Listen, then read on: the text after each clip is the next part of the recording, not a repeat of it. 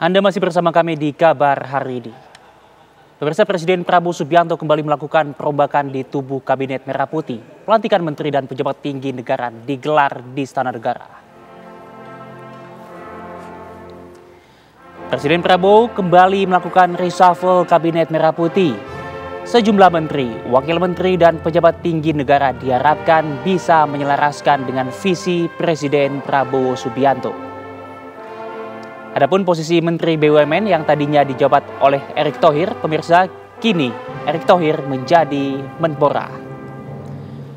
Sementara Menko Polhukam telah diisi oleh nama baru Letjen Purnawirawan TNI Djamari Chandiago yang dinilai loyal dengan Presiden Prabowo Subianto. Kemudian Angga Raka Prabowo yang sebelumnya menjabat sebagai Wamenkomdigi kini menjadi Kepala PCO menggantikan Hasan Nasbi.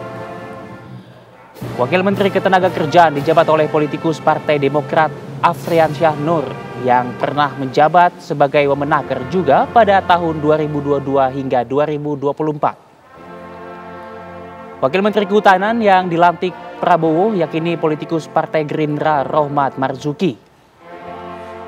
Wakil Menteri Koperasi, pemirsa, diisi oleh Farida Farisha.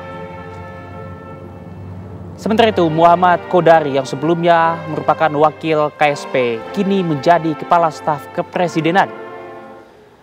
Kemudian, staf khusus Presiden bidang reformasi Polri dan juga Kamtibmas diemban oleh Komjen Pol Purnawirawan Ahmad Doviri.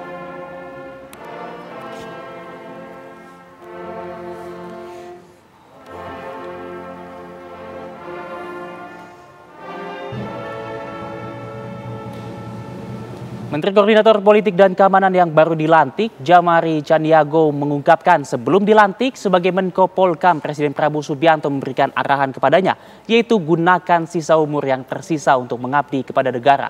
Djamari menyatakan segera berkoordinasi dengan pihak-pihak terkait untuk segera melaksanakan tugasnya. Beliau gunakan sisa umur untuk kepentingan bangsa dan negara. Pak, melihat kemarin berapa umur saya, siapa yang tahu? 76. 77 tahun. Ya, sebentar lagi 77 tahun. Gunakan sisa umur itu untuk tetap mengabdi kepada bangsa dan negara. Nggak ada istilah-istilahan. Tantangan terbesar yang sekarang apa, Pak? Kemarin kenapa? Kemarin belum penunjukan. Kenapa? Komunikasi awalnya dengan Presiden sebelum penunjukan apa pesan-pesannya dan lain sebagainya mungkin, Pak? Pesannya itu tadi.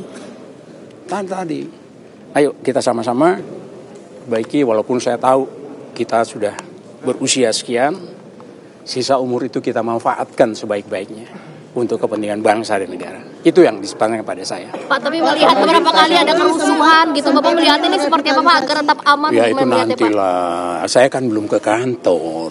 Tapi ada tantangan nggak sih, Pak, melihat kondisi yang sekarang, Pak? Yang harus jadi prioritas, Pak, sekarang? Makanya saya kan belum ke kantor. Nanti di kantor saya kan dapat laporan.